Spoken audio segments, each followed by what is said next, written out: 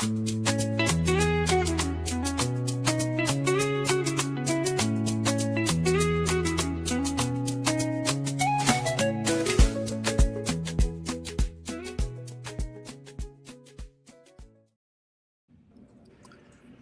and welcome to Different Perspectives. I'm Paul Ndiho in Washington.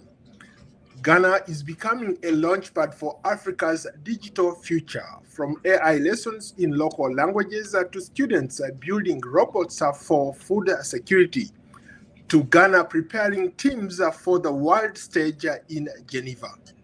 This country is making a serious bet on technology and as a development strategy. On March 27th, students from across Ghana will compete at the Robotics for Good Youth Challenge. Ghana at the International School, a national qualifier for the AI Good Global Summit in Switzerland.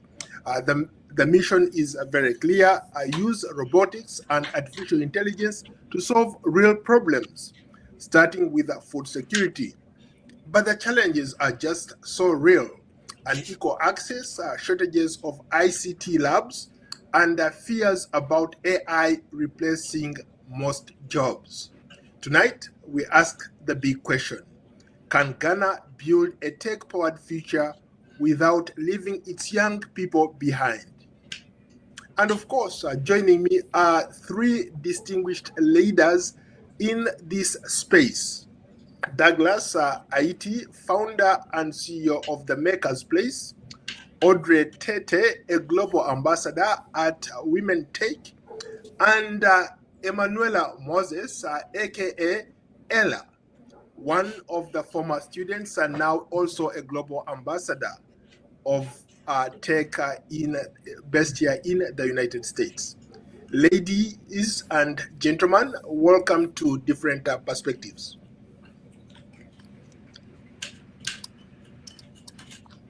Thank you. Thank you. Okay, let's thank you so much for being on this platform. I've not interacted with the two ladies, so maybe since I've not interacted with the two ladies, I'll let them set the stage, then I come back to you, Douglas. So let me start with Audrey. Set the stage for us. What does tech mean? What does this AI strategy for Ghana mean for young ladies like you going forward? Definitely. Thank you very much for the question. To me, I believe technology is important, given in the kind of like generation we are in. You know, it's just making work easier, better, faster. So it's doing the same things, which is, our daily lives. But how could we, strategize ways to make these things better? And that's why we have different, devices that have been brought through the ages to help us achieve, the work we want to achieve. So that's in technology sense. And looking at now AI, which is artificial intelligence. Now, what we're doing is that we're trying to make already these technologies, much smarter, much better, and optimized to help us make these decisions. Because initially, would have to program these devices or these tools we had in the past to do whatever we had to do. It couldn't really think on its own. But now what is happening is that AI is coming using based of previous data or what has been fed into it. Now it can inform decisions and could help us make our work easier. It could give us predictions ahead of time to help us, in whatever we want to do. And which is a great thing to leverage when we are looking at the kind of generation we're in, less work, but, faster results so we can do more. And so I think AI and technology and development is essential. We see all, in the global scope, most countries taking it up and we're seeing the improvements, we're seeing the advancement in every single industry. And so this is a good thing for us bringing this on board and for Ghanaians and even ladies taking this app, given that, we could use these tools and help ourselves in whatever aspect or area of life we find ourselves. So. Very interesting perspective there. Ella, let me come to you. This new global or AI strategy for Ghana speaks to you directly. You've been involved in this space. You've participated in a lot of competitions. You are incredibly talented in what you do. What can you tell us about how Ghana is going with this new strategy, especially for a young lady like you? Okay, so I believe that Ghana is going in a very strong direction. They're pushing for a lot of students like me, especially younger students, to get more involved into tech. In my school, it's not only Douglas that I met. I met a whole lot of other robotic teams who wanted and really pushed for these kids to get used to using robots, get used to using AI, programming languages. And I see that Ghana is really invested in their youth going into robotics, going into AI. And also, if they do very well in that area, if they were to go out into the world, it would really benefit not just the youth themselves, but it will also bring light into Ghana that it's not just one random African country. It's a country with strong individuals who are pushing for innovation as well. So I see it has been a very good impact, and it's good. Douglas, you and I have met a couple of times. We've been talking about AI, we've been talking about robotics. You've been teaching young people how to do all these things. Now, to courtesy to you and some of the other players in this space, Ghana has seen what you guys are doing, and they're trying to encourage more people to do it. Maybe start by telling us what you do at Maker's Place, and then tell us how this strategy for Ghana falls into play with the kind of work that you are doing. All right. Thank you. It's always good to speak to you. At Maker's Place, we are democratizing technology for young people to make sure that at every point in time, they are not left out in terms of technology. Young people should have access to the tools that they need in order to be globally competitive. And Maker's Place is at the forefront of that, supporting young people, children as young as 5 years to 18 years are getting used to programming. They are building innovation and taking part in other national and international challenges. Now, if you look at the pace at which Ghana is moving towards AI strategy, developing AI policies and strategies, I think it's in the right direction. I have been involved in the development of AI curriculum for Ghana, especially for the TBS schools, right from um, high school to um, HND or diploma. So I've been involved at the national level, supporting the development of curriculum that will shape the next generation of students to develop tools that will make life more easier, right? And if we look at the pace at which AI is changing how we work and live, it's something that we cannot leave our young people behind. Therefore, Makers Place, together with our partners, is making sure that not only students are being empowered, but teachers as well are receiving the skills and the knowledge that they need in order to help scale to the level where everybody will feel more inclusive. Uh, you know, uh, the country is focusing on teaching AI in some of the local languages, pushing this kind of innovation across the country because not every young person or everybody has access to the language that we are speaking, English. Some people understand better using their local languages. How do we make sure that people from the poorest schools or poorest communities benefit from this resource that the government is putting in place? Okay, so calls like this are in the right direction because we're talking about inclusivity. We want to make sure that no one is left behind. And, language is one of the key barriers that prevent a lot of people from realizing their potential.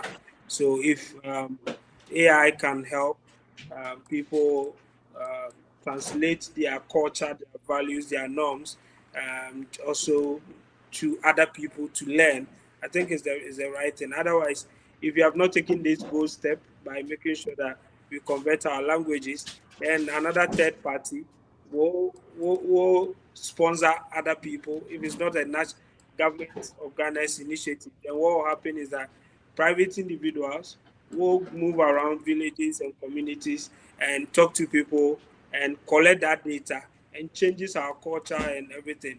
Then now that it's a national thing from the government, what is going to happen is it's going to be well structured, well coordinated to make sure that facts are being recorded and not falsehood. Because in the next decade, what is going to happen is that young people are going to Google everything. They are going to search on the future, on the culture, the norms and traditions. And if you don't take care, if wrong information are being put out there, that is what they are going to consume. So I think that it's a bold step from the government that needs to be embraced by all. And it's not only languages. I'm sure there are other things that government is also taking key interest in, and this is good for Ghana. Audrey, you have been at the forefront of trying to champion this. You've spoken at different forums, you are the good ambassador, I would say, trying to speak about some of what Ghana is doing. How can young girls who are watching you benefit from this program? What is it that they need to do to become like you? Um, so definitely to be, I wouldn't say become like me because like everyone is different, but to be able to get to the peak of things and in the area of tech or wherever it is, I believe that it's looking for the opportunities available and then learning skills, right? So definitely, like we said, the government is looking for it to like place out some of these initiatives, and so it's like how could I participate in some of these things, and once you participate in these skill development, usually there are definitely projects and things you're going to work on. Now this kind of gives you the exposure, and once you see the impact of which this is taking you, you want to bring others involved. So it's starting from yourself, learning these skills, and then having people on board, sending the good message to like family, friends, like about what AI is doing, what technology is doing, learn these skills, and then they also apply that to projects, and that way we can see the development. And so such a great initiative is something I'll encourage people to participate in or to enroll or take courses online that would lean them in that direction. Uh, Ella, I wanted you to maybe to talk to me about access versus excellence. You have been lucky to learn from some of the best. You have gone ahead to do this at your own. You are out there representing Ghana. There are so many young people in villages who are left out. What can they do to tap into this platform? What can they do to learn from the likes of Douglas, just like you and other people have done?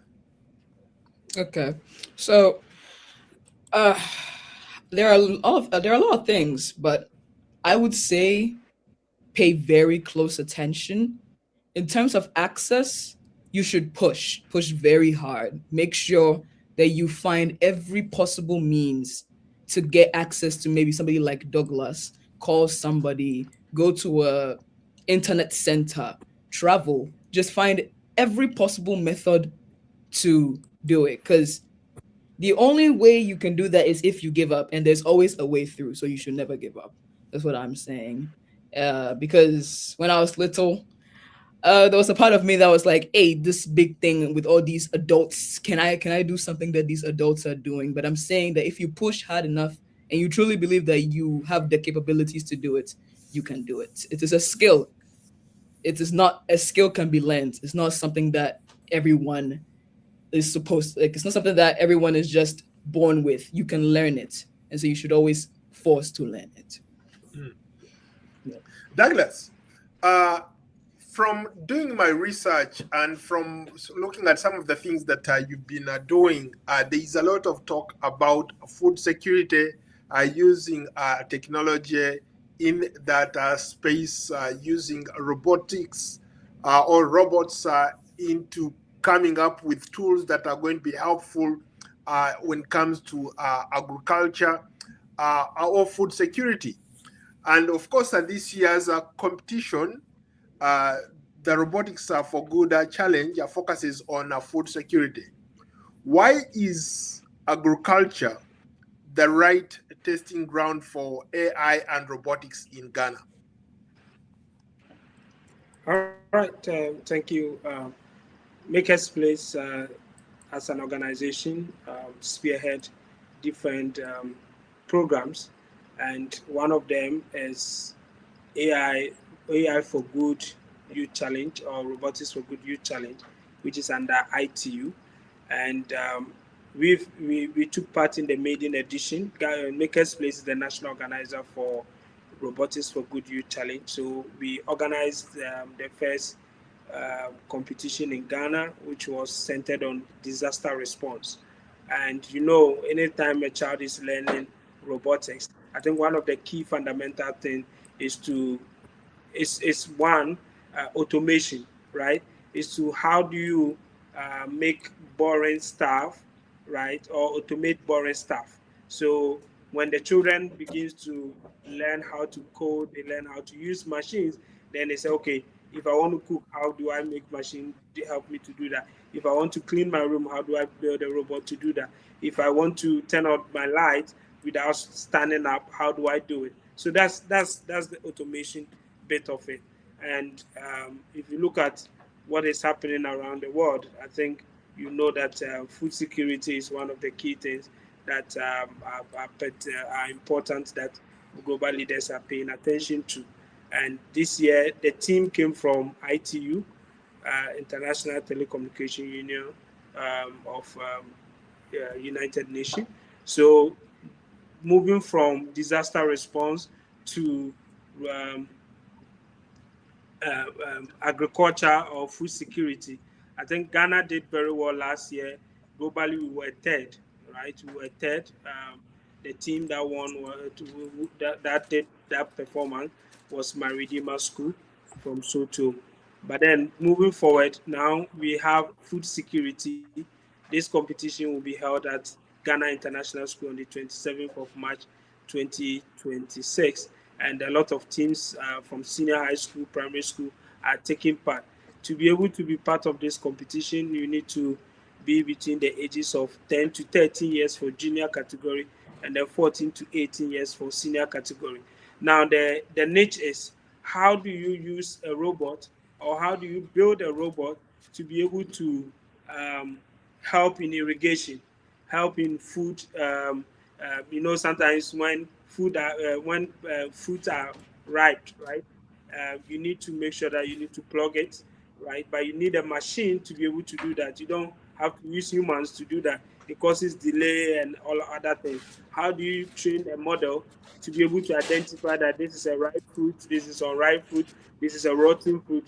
Okay, so these are some of the things that children as young as 10 years are learning to build a machine using sensors to be able to identify this. Now, when the crops need to be irrigated, right, how do you do it such that you are able to sense the water level or the soil level, whether it is moist or dry, and then also start the pump automatically to be able to water the plants, right? These are some of the things that students as young as 10 years to 18 years are taking part in this challenge, and they are learning how to use an AI to train the model to be able to identify each of these challenges and solve them.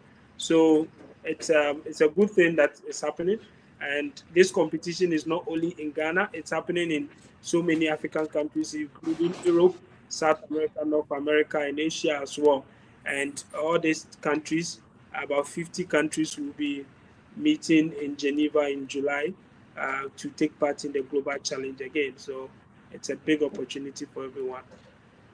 Uh, Audrey and Ella, to build up on what Douglas is saying, if I heard him correctly, he seems to suggest that I think we are moving away from coding to building tangible things. For example, those robots that are able to do things. Uh, and this can be seen maybe across the world. I see more people going into that space where they're building robots. Take for example, I'm using an AI tool to automate some of these things because I would need like 2 or 3 producers to produce this show. But I figured out how to use one of those AI tools that does it for me. Now, what does that mean for a young person, a young student in whether in Accra, in Kumasi, in Tamale, in Takoradi? What does that mean for young people who want to get into this space? And maybe Audrey and Ella can take a shot at it. Sure, definitely. It is a good thing to know and hear because it means that we can get some things done. Like Douglas was saying, instead of having humans or people to do certain things in the past, we can now just sit back and then control or have another machine do it, which is the robot in this case. And so this is a great thing and a great tool like going forward in the future. It means that if we're using these tools in our daily works, we're going to see improvements. And I feel like this is going to help, Ghana in places where, in where we have like infrastructure deficits, so we can build upon those things and then match up to the development, in these advanced countries. Because what is making them where they are is more of their technologies and information, meaning that we could reduce the time load because like if it's to harvest or to do certain things, you may need like 2 3 people, five, and then it's going to take you a long time. But now we can get that load done quickly and then focus on bigger projects, and this overall would help boost like our revenue, government, everything. And so to me this is a great initiative and thing happening, which is AI and technology. And I believe young people could take advantage of this and then utilize it in their everyday work or operations. Ella, I want you also to weigh in, but before you weigh in, when I've talked to a lot of young people out there, they talk about lack of access, lack of resources, or places where they can sit down and learn these skills. From your perspective or from your experience, what can you tell those people? What places are there where these young people can go learn some of these things? Okay. So, what I would say right now is, like, as now that I've grown older, I see that there are more places being built currently. So, what I would say would help a lot is research. Research is a very big thing, I would say. And if you have access to the internet or anything like that, you can use YouTube. YouTube is also a very good resource. And there's a website called instructables.com. Is also another good resource. There are lots of websites out there that you can go to that will teach you, some for free, a lot actually for free. And other two will give you resources that will help you to, let's say, learn how to program, how to make a simple project, tell you how you can even make it from scratch with limited resources. So what I would say is that research is a very key thing. Now, if there are multiple different ways to research, you can go into your schools, you can go into your communities, you can talk to people of higher people in higher places, maybe advocate for them to make more research areas, maybe more places, show how a person can actually go there, encourage building. And I'm happy that Ghana is actually encouraging AI technology so that these people can also have easier access to these resources so that they can pursue their goals. Because it has helped me a lot, even in my thinking, because this just doesn't help the country, it helps the user or the human as a person, helps the youth as a people, because it teaches them how to think thoroughly, how to think critically. So I think it's very important, and that research is a very good tool and skill to learn if you want to know how to work Douglas, with AI and stuff like that. sorry, Douglas, you Yes. have been doing this for a while. I'm curious to know, like, when these young people come to you, what is on their mind? What is driving them to learn these skills? Or if somebody wanted to take on this path, what would you tell them? If parents are confused, they're like, oh, this person is wasting too much time playing with computers, what would you tell them from an instructor's point of view? You've been teaching a lot of young people. I don't know if every single person who comes in has that skill, or they're starting from scratch. So again, there are people who are not familiar with this platform, or what Ella is talking about, doing research. How can you help them? All right. Thank you so much. Ella is a typical example of what Maker's Place stands for. She has the passion, she had the interest. The mom looked for me because Ella wanted to. She liked to figure out things, and the mom was looking for someone or an organization that can help her grow. And then luckily she came to Maker's Place, and there she is now. She's doing very well, moving from Ghana to the US, and she's doing well even in her class in terms of what she knows. Right. So Ella is a typical example. Audrey and I have been going to schools to talk to them about the need for them to get them into STEM education. And it's been back and forth. But yes, gradually, schools are adapting and accepting what Maker's Place is preaching, that is important for young people to get into it. Now, when parents are thinking about where a place for their children to learn these skills, or children that have keen interest, not all children have the knowledge to be um, have all the knowledge, right? What they know is sometimes they are curious. Some children are curious, others are doing well academically, others are not. But then when it comes to um, their technical skills, they have it. But then they don't have a place where they can grow it, build it up to be able to realize that, oh, this is my potential, this is what I can do, and this is how I can improve it. That's why Makers Place exists, to support those children. And parents brings their children because sometimes the Saturdays children are at home. What are they doing?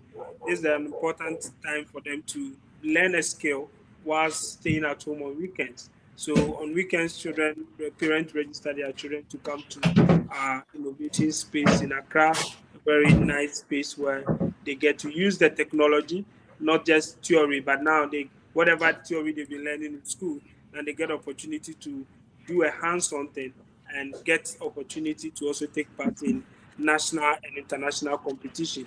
Now, what we are addressing is not only for elite schools or elite children.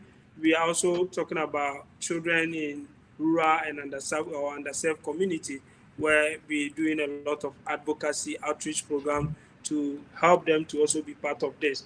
Now, the good thing is that as part of the Robotics for Good Youth Challenge, there's going to be robotics and AI training for school for teachers, and we are targeting 200 teachers. Out of all these 200 teachers, at the end of the training, are going to be given training resources so that they can go back to their schools and continue to expand, set up robotic club, right? Set up robotic club and be able to expand the knowledge and the skills to those young people, and be able to also take part in the Robotics for Good Youth Challenge in 2027.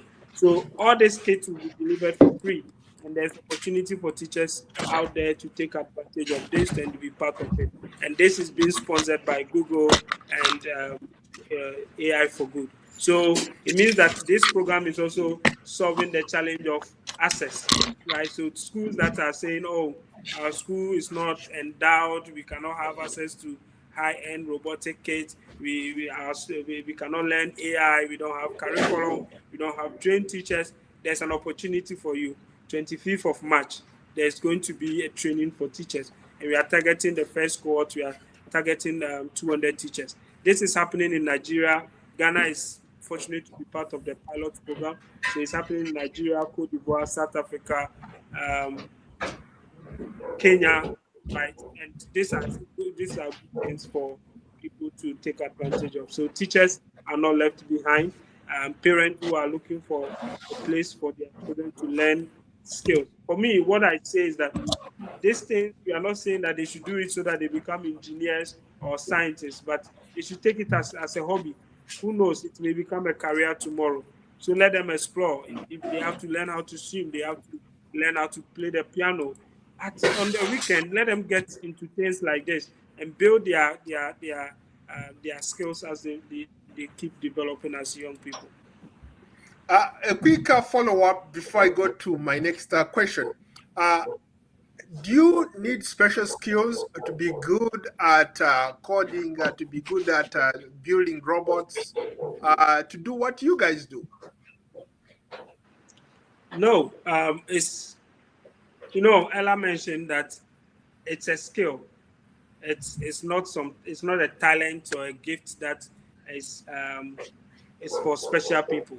It's for everyone, right? As far as you can read and write, you should be able to learn how to code.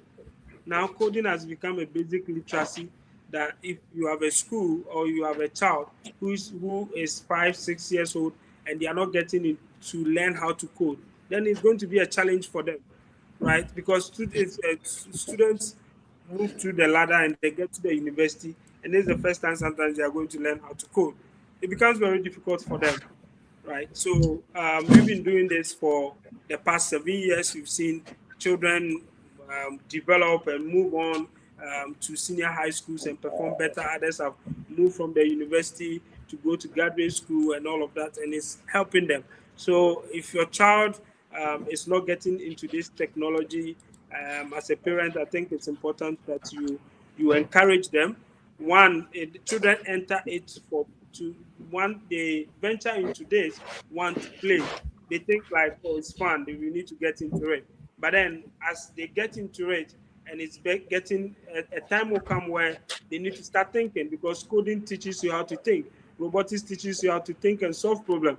So when their mind is being challenged, that is when children feel like, oh, it's boring now, I don't want to do it again. This is where they need a parent, they need a school to encourage them that, yes, because you've gotten to a point where you are not doing the basic stuff or the DIY anymore. It's about time that you start to think, you start to research, you start to watch some videos and see what other people are doing and be able to be inspired to do it.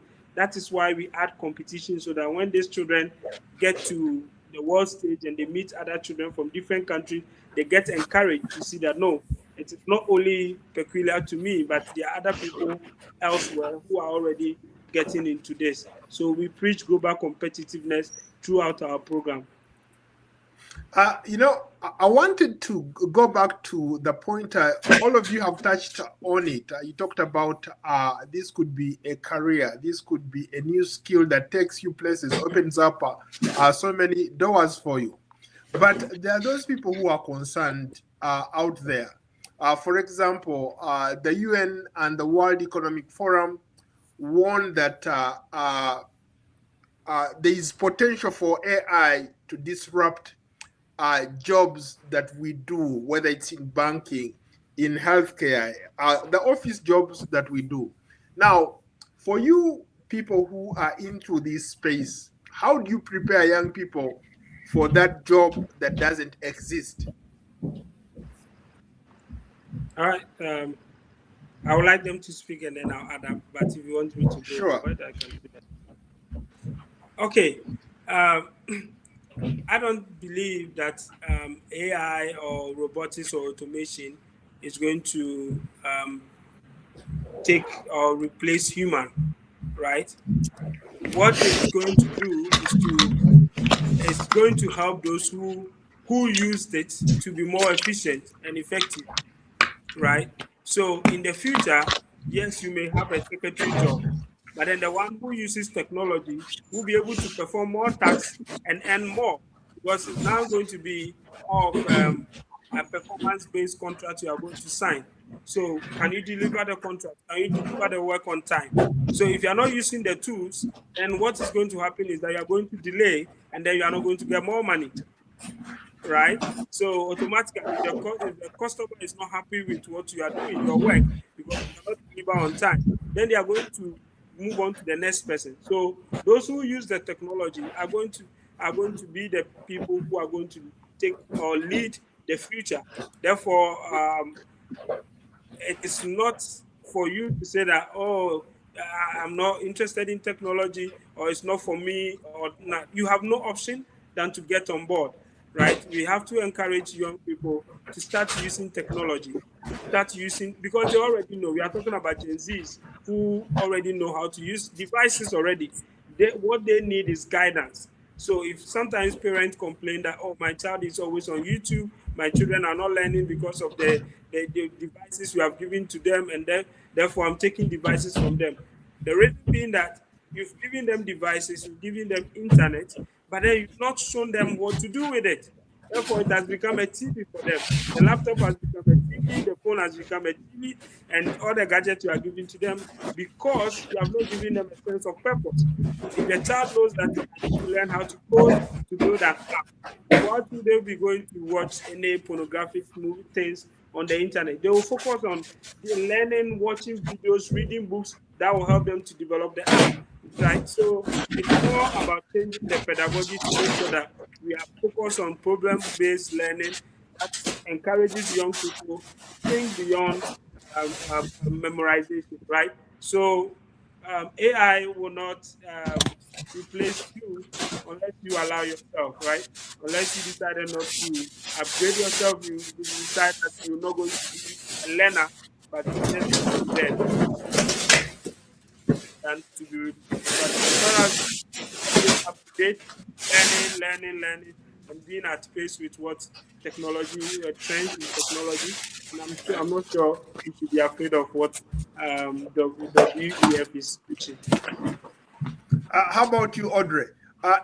Emanuela, is it possible to mute your mic a little bit? There is some feedback coming back. Okay.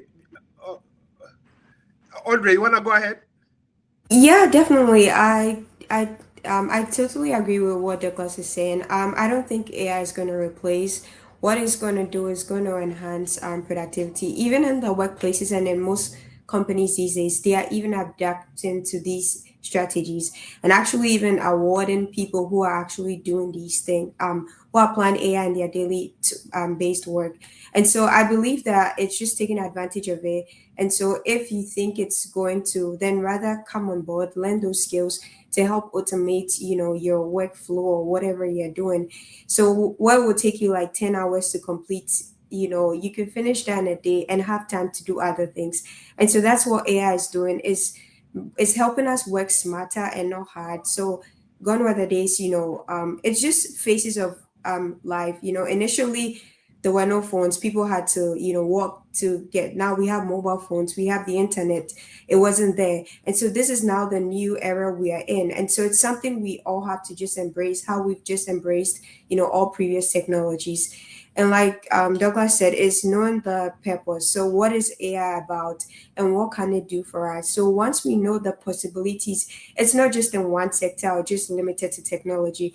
AI, we could see that it could be used in language transcription. So those learning the arts could use AI. Those in the sciences could use AI. In every kind of space, even to beauty, even to health, people are using AI to like know, okay, what would work best for someone with this kind of like features or abilities. So I think AI can be applied anywhere, and no one should fear, can I learn it, or would this take away? It's just, how could I know it and apply it to whatever I'm already doing, and that way you're going to get better results and move faster. Ella, you want to weigh in as well?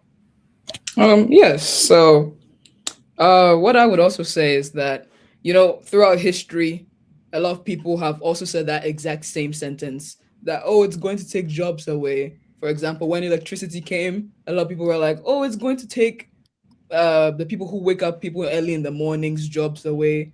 But for me, I say that we still got by, and so it's just better to embrace the AI, as Douglas and Audrey have said, that we should do that more, and we should focus on learning the technology than opposing it, because there have been many, many, many previous technologies that people also opposed, but now they've come to better our lives, just like the way we have light bulbs now in our houses instead of sitting in the dark. That's one thing too I also have to say. Interesting. We are streaming live on all our social media platforms. This is a different perspectives. For those that just joining us, I'm Paul Ndiho, and my guests tonight are Douglas Aite, founder and CEO of the Maker's Place in Ghana, Audrey Tate, a global ambassador at Women Tech Network, and Emanuela Moses, aka Ella, one of the former students at the Maker's Place. Follow the conversation on Substack, X, Facebook, Instagram, TikTok, Spotify, and YouTube. Just search Paul Ndiho or different perspectives.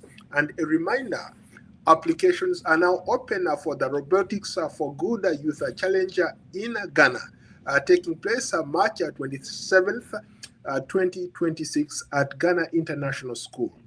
This national competition organized by the International Telecommunications Union, the Makers Place, and Google will select Ghana's teams for the global finals in Geneva. Applications are closed February 27th, 2026. Let's continue. Let's go to the teachers. I think it was you, Douglas, who talked about training teachers. What does this mean, especially now with AI? Some students are using AI for papers, for research, and doing all sorts of things. Where do teachers come in? Okay, thank you. There's a myth that goes around that says that teachers will be replaced. Teachers will not be very useful in the future. I think I differ that you cannot do away with teachers, because if you want to hop on to AI now, you need the fundamentals. You need the fundamentals in your domain, right? So if you are going to use AI for finance, you must have the fundamentals in finance before you can apply AI to it. If you want to use AI in medicine, you must build the fundamentals in that before you can use it. If you want to apply AI in law, you must have the fundamentals before you can apply it, right? Otherwise, you accept whatever is given to you, and then you be ashamed when people read it and they say, "What are you saying?" Because this is not how it's supposed to be, right? So teachers are going to be there. Now we don't say teachers; they are facilitators, right? They are experts in the process. So they are going to be the guide in the future. So so teachers are going to be the guide in the future to help young people, to help learners to be able to identify their potential, to help them to shape their career goals, to be able to realize them. So what we're trying to do is that we don't want to move to an era where, as a service provider, we interface directly with the student, and we are building their competencies in AI, robotics, 3D printing, 3D modeling, and so on and so forth, electronics. And then the teachers are left behind. What is going to happen is that even the teachers will even sabotage the whole process, because if the class teacher is not well versed in the technology and doesn't know how to use computers, and your teacher gives a student an assignment, and the student decides to use Google Docs to submit the assignment, the teacher will not agree to that, right? Because the teacher is not familiar with the technology. Therefore, what I believe we need to do is to make sure that our teachers are not left behind. We need to train them as well so that they can lead the facilitation, because Makers Place, Innovators, and other leading organizations that are supporting young people or championing the advocacy for STEM education and AI across the country or in the world cannot do it all, right? Because the teachers are always with the student from morning till afternoon or evening. So we need to empower the existing teachers as well to build their competencies in order to deliver that competencies that we want to see in those or the proficiencies we want to see in those students.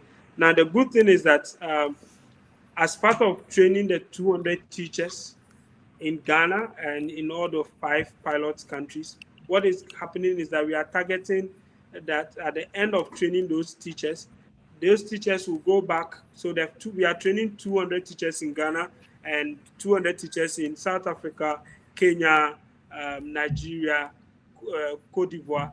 Now, all this means that at the end of the day, we'll be training 1,000 teachers. These 1,000 teachers are to set up 200 school clubs across, and then it will lead us to empowering about 20,000 students within this pilot phase. So this is huge numbers we are talking about. So little effect that we are doing, you see that it's going to give us a maximum output from what we are doing.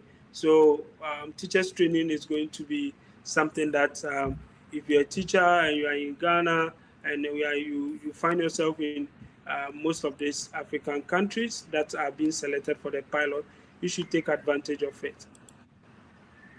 Audrey, how important is it for young ladies like you to be in this space to teach other young people how to do this stuff?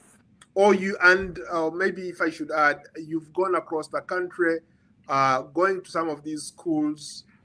How much is needed to bring teachers, especially female teachers, into this space so that they can, help empower other young people across the country? Yeah, that's a great question. Thank you. So it's very, very important. Like if you look at the background of even, engineering and STEM and everything, it was usually not really seen as, a lot of ladies going into it because it's kind of like seeing that, the male, side or the guys, might be more interested or, they are more domineering. But with this, inclusion and, seeing other for other young ladies seeing other ladies go in this ladder and doing this, they are more encouraged to kind of like, oh, I've seen this lady do this, so I could kind of do that. And that is also a great thing because in my sphere of like education, there are usually more guys in these areas than the ladies, and so it's a good thing to encourage more ladies and to build ladies. I think more of the thing is usually the maybe they're less confident in the fear of like would others the guys could do better, but when they see others you do it, they are more encouraged. I believe that training ladies would also be a great thing because now in the workspace it's not just only guys, it's also ladies also.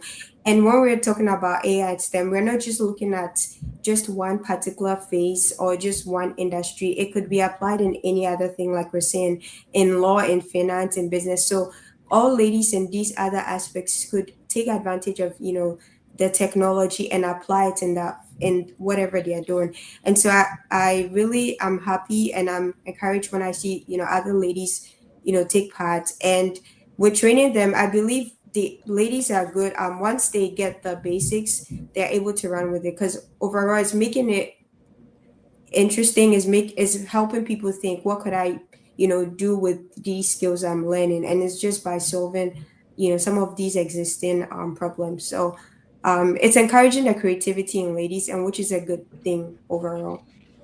Uh, Ella, earlier you talked about how you have learned that these skills from the likes of Douglas and others. You go to classes where you run into all sorts of people. There are a lot of young ladies out there who want to be part of this movement. What can they learn from you? How did you get into this? And what are some of the obstacles you've encountered trying to do this? Okay, so I would say the biggest obstacle I encountered was the fact that I didn't see a lot of girls in my classes. Let me say, I saw majority boys, and you know how boys can seclude themselves and chat with themselves, and then you're here by yourself. So confidence was one thing, community was also another thing. But what I saw was that if you have confidence in yourself, if you believe in yourself, just that confidence alone will attract people to you and help you fit in more into the learning space so that you can also interact with people, learn something, because everyone has something to share. Some people learn from you and you will learn from other people. And I've also learned the coding skills, which are like really really beneficial to me. I can't stress on that enough because it has taught me key critical thinking skills, very strong critical thinking skills. So I want all the ladies to know that yes, you can do this. I know you see a lot of guys and it's all the guys who are going into it, but there are ladies there too, that you too, you can also make a difference. Your idea, that somebody doesn't have your idea and it's a lady who has that idea, and she will be the one to actually do it and impact the world, like greatly and optimistically. So I say that all the women, all the girls, go and do it. I believe in you. You got this. I believe in you too. Douglas, you've taken a lot of young people to compete globally. You've been in China, you've been here in the United States, you've been everywhere taking these young people to compete at these robotics competitions. Uh, is there like a long-term plan to turn these robots, some of these projects that they work on, into real startups or create jobs for themselves? All right, thank you so much. Every year we travel into different countries, as you mentioned, Greece, Geneva, China, and other places. We'll be going to Canada soon. We have a team preparing to go to UK as well. All this is to create an enable environment where young Ghanaians who are from the villages and cities get to find their potentials. And through that, they get to network with other children, other people who are doing amazing things. Now, the thing is that what we are solving is to enable them, to give them that enablement to be able to realize their potential, because we have children, we have students who are creators already, who are innovators already, but they don't have a place, they don't have a guide, they don't have a mentor, they don't have a facilitator or a facility for them to realize this potential. Hence, Maker's Place is that place for that young man, that young woman who have that talent and need that guidance to be able to realize it. Now, in the next 10 years, I tell people that in the next 10 years, a child that is 6 years old who takes our program and parents are consistent, right? What is going to happen is that that child is going to be 16, right? 16 years of so that it means that that child will have about 10 years of coding. That is amazing. You can imagine. I don't know what you think of, but that 10 years of coding for that young girl who is under the shelter of their parent, right? Who is not thinking about what to eat, where to wear, and where to sleep, and now focus on building her skills for the next 10 years. She can create she can invent something that can begin to if the parent begins to support her, she can have her own startup, right? Because we are supporting or building the next generation of African innovators, scientists, engineers, entrepreneurs, and this is how it starts. So it's a long-term investment, long-term impact that we want to see. So the one who is 10 years old will be 20 years, will be even out of university or will be graduating from the university, may invent something, right? So we also trying to tell people that um, communication, critical thinking, collaboration is one of the forces that we are talking about in the 21st century. And these are some of the things that children begins to learn in the process. Sometimes they are in a hackathon, they are preaching, they are making presentation. All these things is to enable them to find their niche. And that is something that is good for young people. And I think that it should be encouraged by parents, by school owners to see that no, our program is a STEM or STEAM enhancement program that is going to help those young people realize their potential. and therefore they need to embrace it now so that they are not left behind, as we keep saying. To your point, and I want all of you maybe to weigh in very briefly. When I've come to Ghana, I've been fortunate enough to crisscross your country. You've taken me to some places. I've come to where you help these young people. But when I've gone across the country, I run into issues like lack of infrastructure, lack of internet, lack of places like the Maker's Place, right? In those rural areas. How are those young people in those areas benefiting from some of these programs, or what can be done to even out that playing field? Okay, access to digital skills, access to digital tools, But right? how? They don't It's have it's electricity. everyone's. Yes, it's everyone's responsibility, right? Nowadays we have alternative energy. As far as there's willingness, there's funding, there's support, those children can still be able to learn, right? Because the technology already exists. Right. The problem that we are talking about, there's already a solution. All we need is the funding to be able to make those solutions available to those people who critically need this, right? Now, if I take children to competition, I want to address your question. If I take children to competition, winning is one of the things that parents would love to see, and even their children. But then, to me, it's exposure. The exposure is key, because we've taken children right from central region in a village to China, where they have moved from a developing country to a developed country, seeing better infrastructure. When these children begins to talk and you listen to them, why don't we have this? Why is this road so beautiful? Why is Then they begin to ask themselves, how why is our community? How is our road like this? Then they begin to challenge themselves that way, right?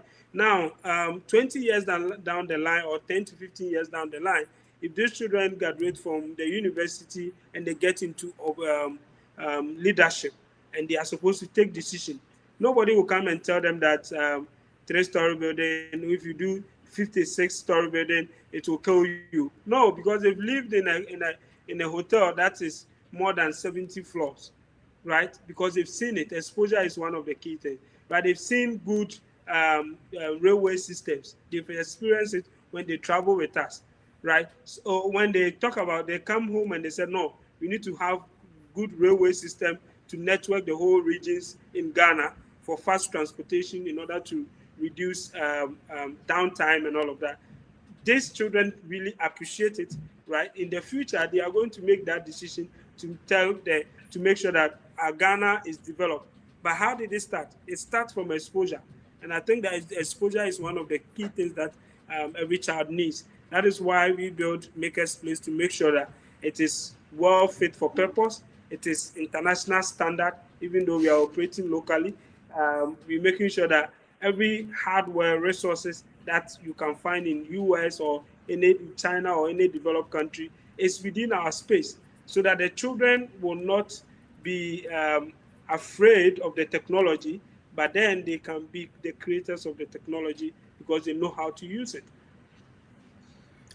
We are almost out of time, but I wanted Audrey and Ella to weigh in as well. There is that genius in a remote place somewhere, but they don't have electricity. What advice would you give them? So what advice I would give them is, one thing I've also seen is that, you also put in the work and determination, because, I mean, always not everything will definitely work out like to how you want it, but you have to find out, okay, what can I do? Are there, local, is there a local, IT facility or something nearby? Is there, and then, investing into yourself, like, okay, could I go there and then take that time to like learn, So I believe, and also you also playing a role, because people and the government could do everything, but you have to also like put yourself out there. And so one thing I encourage them wherever it is, keep doing what you're doing.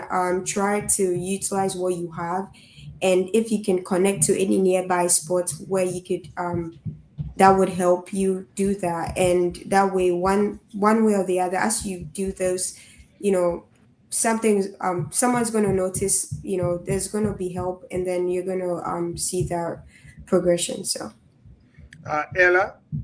Okay. So yeah, I'm not.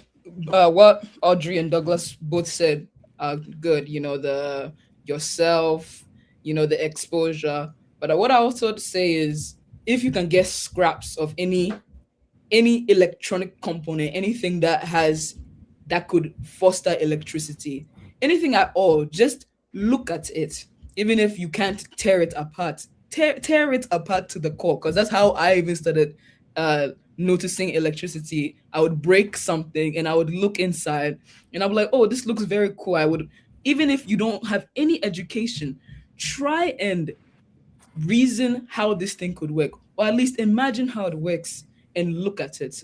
So I would say tinkering will be your will be should be one of your best friends. Find something, break it apart, look at it, and I think that will help you very much.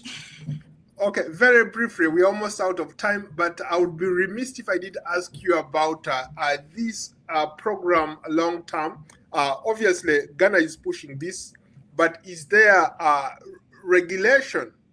Uh, as there are some people who say they should have regulation before all this uh, is put in place. There are those people who say, wait a minute, we should stay away from regulation, let the thing play out, and we'll figure out things as they move forward, right? From where you guys stand, how important is regulation, especially when we are talking about AI and the potential disruption of jobs and everything that we know AI can do? All right, so I'll answer it this way. If you if there's a box somewhere sitting at somewhere, and people you start putting regulation and say that nobody should touch the box, but then you are asking people, can you figure out what is inside the box? But then you are putting guardrails to prevent people from exploring to understand what is there. But then you are asking them questions about the things that they don't know, because you can only know it when you discover it, when you explore to discover, right? So I think that we shouldn't be rushing into setting up regulations to guardrails to prevent people, because there are majority of the people who will not even dare. One, they don't want to do it again, and two, you are setting up guardrails. Don't do it this way. Don't do it that way. Even they don't even understand what you said they shouldn't do. Right. So we shouldn't be, Africa as a developing country should not be quick to set guardrails to prevent people from exploring, to understand what technology is all about. We should rather encourage them to discover, because when they discover, right, when they discover, that is where the understanding comes from. But we shouldn't be at the forefront of setting guardrails to say that don't do this, don't do that, don't do that. A lot of people will end up even not even daring or attempting it at all. And we will end up 10 years, 20 years down the line to ask young people, why is Africa not developed? Why are we not? Why are we becoming consumers of technology? When in at home, we don't want our children to touch the phone. We don't want them to, even when they take the TV, they want to go closer to the TV, say, hey, they know, stop, you destroy it, right?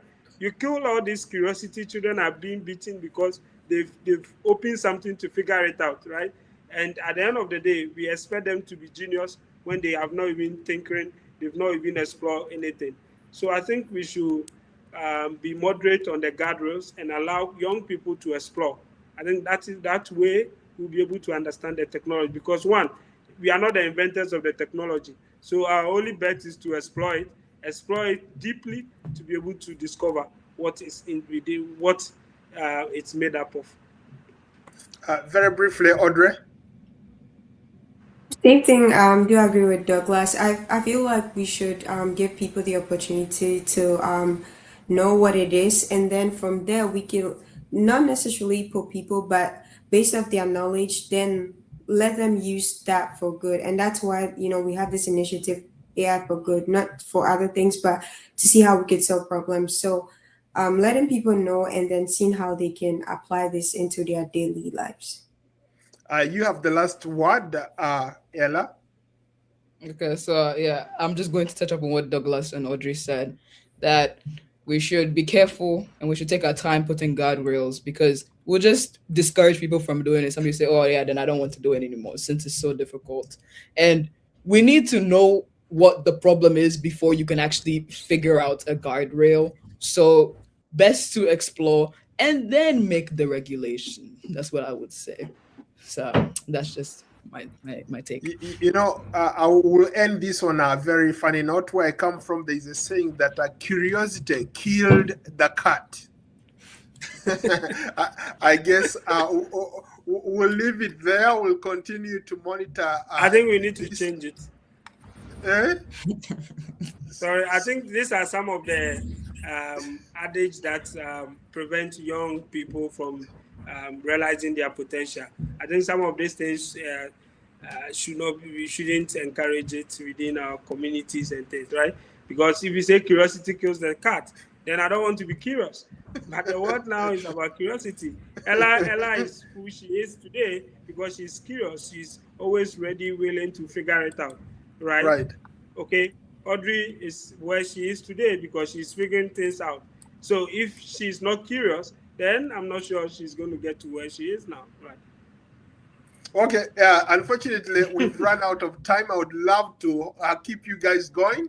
We'll leave it there. Stick around. A big thank you to all my guests tonight: Douglas Aite, Audrey Tete, and Emanuela Moses, aka Ella. We'll continue to monitor this ambitious plan Ghana has put in place to our viewers. Thank you. And of course, don't forget to like, follow, and subscribe to me, Paul Ndiho, on Substack, X, TikTok, Facebook, Instagram, YouTube, and Spotify. We'll see you on the next episode of Different Perspectives. For now, so long from Washington. And to my guests, a big thank you so much. Stick around for a minute, okay?